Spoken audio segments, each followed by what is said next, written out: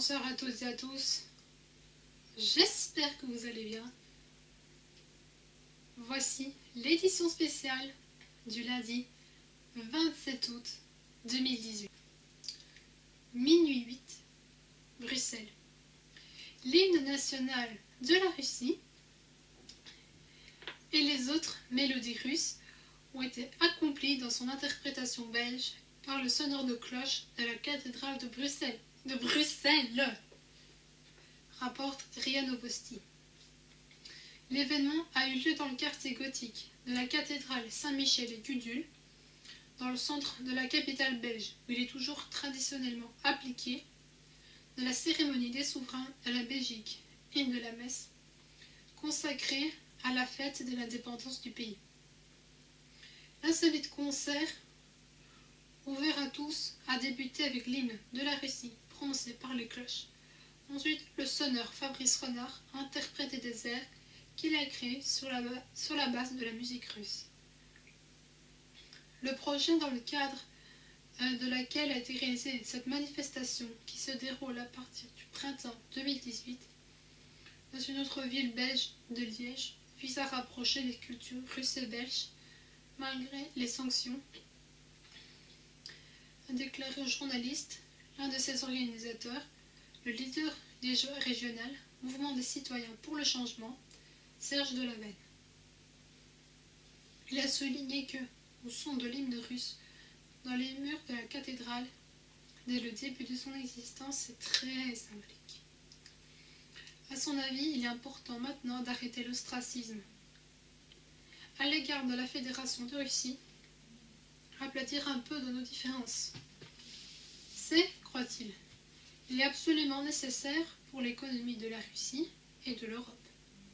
En ce qui concerne les sanctions contre la Russie, il a déclaré, au nom des agriculteurs belges, que les gens exigent de reprendre la communication avec Moscou, parce que ce n'est pas que Moscou qui souffre de l'embargo de l'épicerie. Nous aussi, dit Delaven. C'est pourquoi la culture en particulier est un fil rouge qui est toujours une affiche sur les questions économiques. Le délégué de l'ambassade de Russie en Belgique, Dimitri Borodine, a dit que c'est un événement public belge qui vise à prouver que, indépendamment de la politique des conditions que la musique doit sonner afin de rapprocher les peuples. Auparavant, les délégués de l'ambassade de Russie en Belgique ont participé à la première manifestation de ce projet. Alors, à la fin du premier mois d'été a débuté la saison du carillon à Liège. Le concert a sonné le cœur de l'Institut. Selon Borodine, le chœur pourra participer à la fermeture de la saison prévue pour le 7 octobre. 2h05, Caracas. Les réformes économiques entreprises par le gouvernement ne sont pas capables de faire face à l'inflation et conduira à une nouvelle pénurie de biens de première nécessité, estime le député vénézuélien et économiste José Guerra, rapporte TASS avec un lien sur une station de radio locale, Union Radio. Guérin a remarqué que la dénomination ne mène qu'à une appréciation des marchandises et ne permet pas de contrôler l'inflation. À l'heure actuelle, nous voyons les étagères vides dans les magasins, ce qui peut aggraver le déficit dans des conditions dont nous vivons ces derniers mois, estime l'économiste. 2h40, Tripoli. La Libye a exprimé son anxiété en raison du danger de l'épidémie de choléra de son voisin, l'Algérie, a annoncé le ministère de la Santé du gouvernement libyen, transmexinois. Le profil de département du Centre national de lutte contre la maladie du ministère de la Santé libyen a relevé le niveau de préparation de la rencontre du choléra dans les zones frontalières avec l'Algérie et la Libye, selon un communiqué du ministère. Le ministère de la Santé de la Libye a appelé les centres de santé et hôpitaux de faire preuve de prudence à l'égard des personnes venant de l'Algérie et de vérifier leur état de santé afin de déceler d'éventuels symptômes de la maladie. 4h04, Swainsboro. L'aéroport, qui se situe à l'est de l'État de Géorgie, à la suite d'un accident d'avion avec 4 personnes, est rapporté par la chaîne de télévision américaine Fox News. La catastrophe s'est produite dans le local de l'aérodrome de Swainsboro. À bord de l'avion se trouvaient 4 parachutistes et le pilote. L'un des passagers à bord a survécu et se trouve à l'hôpital en août. Parmi les morts, il y avait une victime de 31 ans, le sergent, qui est instructeur des troupes parachutistes d'origine biélorusse, Alexandre Barisevich. Selon la publication, il n'était pas prêt lors de l'exécution. Le commandement de l'escouade Golden Knight, qui se composait de la pétrochimie, a confirmé cette information sur sa page Facebook. Selon les autorités, l'avion est tombé pendant le décollage. Une enquête est ouverte. 4h58, Washington. La proposition du président américain Donald Trump sur la création des forces cosmiques aidera à protéger le réseau électrique du pays et d'assurer son fonctionnement en cas d'urgence ou pour l'attaque, a déclaré le directeur de la NASA, Jim Bridenstine, dans une interview publiée par le journal Washington Examiner. Bridenstine a expliqué que la violation du travail des satellites américains peut représenter une menace existentielle pour le réseau électrique, ce qui implique que les forces cosmiques de l'Amérique sont nécessaires plus que ne l'a jamais été. Comme l'un des exemples de l'importance des systèmes satellitaires, le chef de la NASA a mené un travail de satellite du système de positionnement GPS. Pour chaque compte bancaire, la transaction exige des signaux GPS, c'est-à-dire si les satellites tout à coup cesseront de fonctionner, les États-Unis perdront la possibilité d'effectuer des paiements. 7 heures, Tokyo. Un taxi inhabité, piloté depuis le début de l'expérience dans la capitale du Japon à Tokyo, la société CMP, en collaboration avec le service Inumaru Traffic, signalé sur le site de la société. La cause du lancement d'un drone de la société appelle un nombre insuffisant de conducteurs. Le taxi reliera les deux quartiers de Tokyo, Otemachi et le quartier de Roppongi. Selon les résultats d'un test exploiteur, une décision sera prise sur l'élargissement de la géographie du transport de personnes en véhicule robot. Rappelons que les États-Unis ont déjà pris les tentatives de lancement d'un service de taxi à l'aide d'un système automatique de gestion. Mais après, en mars 2018, un taxi inhabité piloté depuis un taxi Uber ayant touché une femme dans l'État de l'Arizona, le test du nouveau mode de transport a été suspendu. 9h20, Berlin. Les représentants de Greenpeace ont vivement critiqué la politique d'Angela Merkel, retardant la politique climatique de l'Union européenne, rapporte la Deutsche Welle. Commentant la déclaration d'Angela Merkel, faite le dimanche dans une interview à la chaîne de télévision ARD, les représentants de Greenpeace en particulier ont dit que la chancelière de l'Allemagne a l'intention de bloquer les objectifs climatiques, au niveau de l'Union européenne. Au lieu de protéger le climat, l'abandon de l'utilisation du charbon et des moteurs à combustion interne. Selon les écologistes de Greenpeace, Angela Merkel est devenue la plus grande cause du freinage de la politique climatique de l'Union européenne. Le 26 août, la chancelière de l'Allemagne, parlant au sujet des plans de la Commission européenne visant à renforcer la protection du climat, a déclaré qu'il n'était pas souhaitable constamment de fixer de nouveaux objectifs de protection du climat, de ne pas atteindre préalablement ceux qui sont fixés. Notez qu'auparavant, la Commission européenne a exigé que les pays membres de l'Union européenne réduisent d'ici à 2030 les émissions de gaz à effet de serre de 45%, qui seront par rapport au niveau de 1990 au lieu de 40%, comme elle l'exigeait auparavant. Rappelons-le, le 31 janvier, la Commission européenne, sur les menaces du recours à la justice, a demandé à 9 pays de l'Union européenne de prendre des mesures immédiates de réduction des émissions de substances nocives.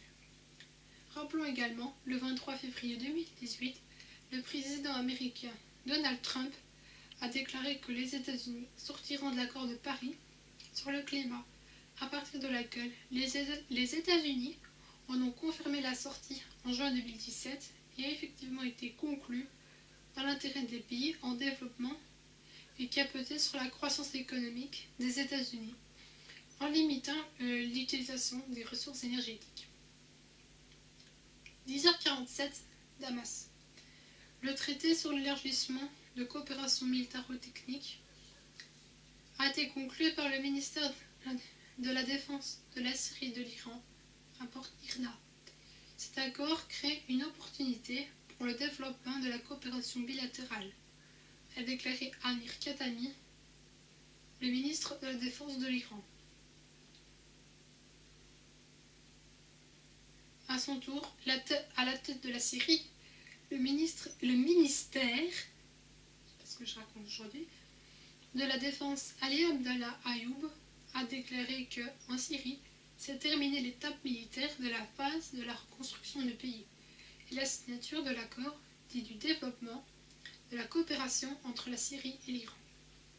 Selon lui, l'Iran est prêt à prendre part à la restauration de la Syrie et à promouvoir le développement de l'armement.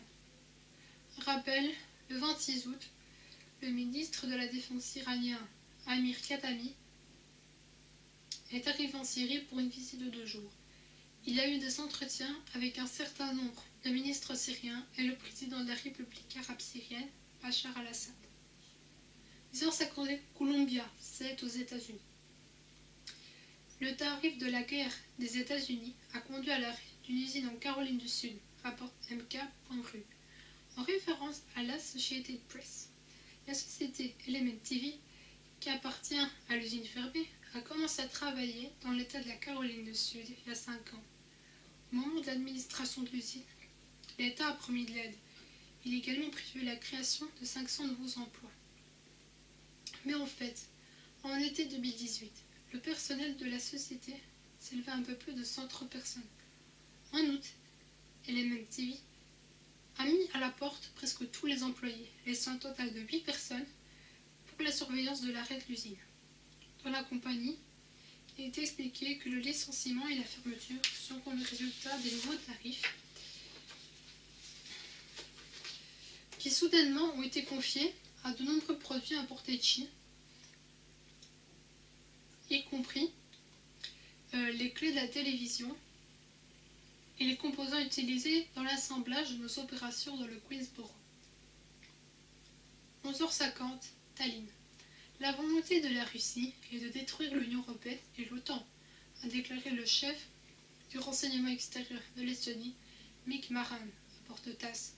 De l'avis de Marran, c'est la volonté de la Russie d'être une menace directe pour l'Estonie. Il a souligné que le département, dans les 2 derniers rapports, attira l'attention sur les tentatives de la Russie d'influer sur les différents processus en Europe. Je suis heureux que ce sujet engendre le débat, car c'est la meilleure arme dans la lutte contre les tentatives d'avoir un impact, a ajouté Marran. Midi 52, Izmir. La garde côtière turque, dans la nuit de dimanche à lundi, a capturé dans la région d'Izmir 183 migrants illégaux qui tentaient de pénétrer illégalement en Grèce, dit le message. Il précise que dans la mer Égée ont été découverts 3 bateaux à bord desquels se trouvaient les citoyens de la République centrafricaine, la République d'Irak, l'État de la Palestine, la République démocratique du Congo, du Sénégal et de la Syrie. A noter, selon l'agence Frontex, le nombre de citoyens qui tentent d'entrer illégalement dans les pays de l'Union européenne a diminué au cours du premier semestre. En ce qui concerne la Turquie, la plupart des migrants qui veulent entrer en Europe par le biais de ce pays sont originaires de la Syrie et de l'Irak. Notez également que, au cours des 7 dernières années, à la frontière turco-syrienne, les gardes frontières ont tué 404 personnes, dont 74 enfants et 36 femmes. 13h28, New York. Des audiences publiques sur l'affaire des sanctions américaines contre l'Iran a commencé à la Cour internationale de l'ONU, rapporte l'AFP. Selon Reuters, l'audience aura lieu jusqu'au 30 août. La décision du tribunal est attendue dans un délai d'1 mois après la conclusion de l'audience. 14h08, Genève. Certains pays empêchent la création d'une législation interdisant la création de systèmes d'armes autonomes, rapporte l'ONG sur le site officiel. On parle d'Amnesty International. Selon la version d'Amnesty International, parmi les pays qui s'opposent à la conservation humaine du contrôle des armements sont la Russie, la France, l'État d'Israël, la Corée du Sud, les États-Unis et le Royaume-Uni. Selon Amnesty International, ces pays ont déjà pris l'élaboration de telles armes. Ainsi, Amnesty International a signalé qu'au cours des négociations en avril 2018, la plupart des participants ont préconisé le maintien du contrôle de l'homme sur le choix des objectifs pour les armes, mais ces pays n'ont pas permis d'élaborer une législation interdisant la création de systèmes autonomes. 16h43, Bruxelles. L'Union européenne a continué à collaborer avec ses partenaires pour assurer la mise nucléaire de la transaction par l'Iran, a déclaré le suprême porte-parole de la représentante de l'Union européenne pour les affaires étrangères et la politique de sécurité, Federica Mogherini, rapporte RIA Novosti. Un travail en cours préparé par l'Union européenne a déclaré qu'elle va enregistrer l'engagement de l'accord avec l'Iran.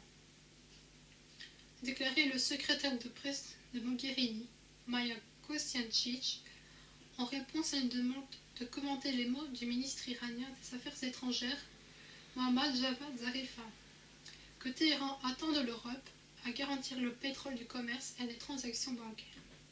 Selon elle, en plus des mesures déjà prises, il y a ceux qui se préparent à la mise en œuvre avec les partenaires de l'Union européenne sur la transaction.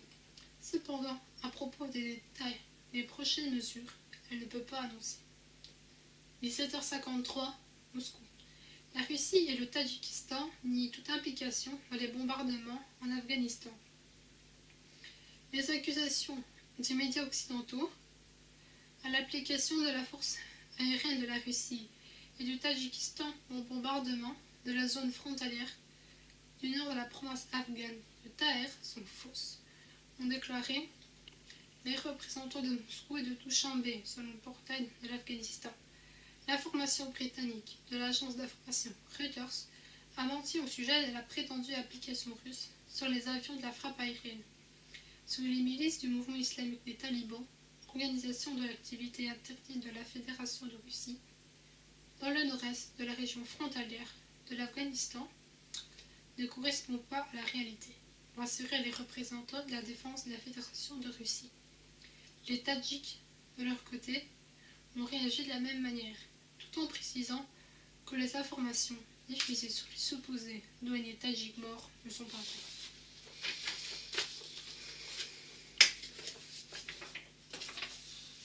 On va s'arrêter là pour ce soir.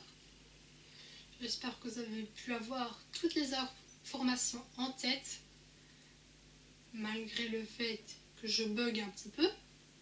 C'est vrai, ça arrive à tout le monde de bugger. Et que vous avez su démêler le vrai du faux. Si vous voulez une autre vidéo, abonnez-vous à ma chaîne. Vous pouvez également partager la vidéo, mettre un like ou un dislike. Et dans l'attente d'une prochaine vidéo, je vous souhaite une très bonne soirée. À une prochaine fois. Et portez-vous bien. Au revoir.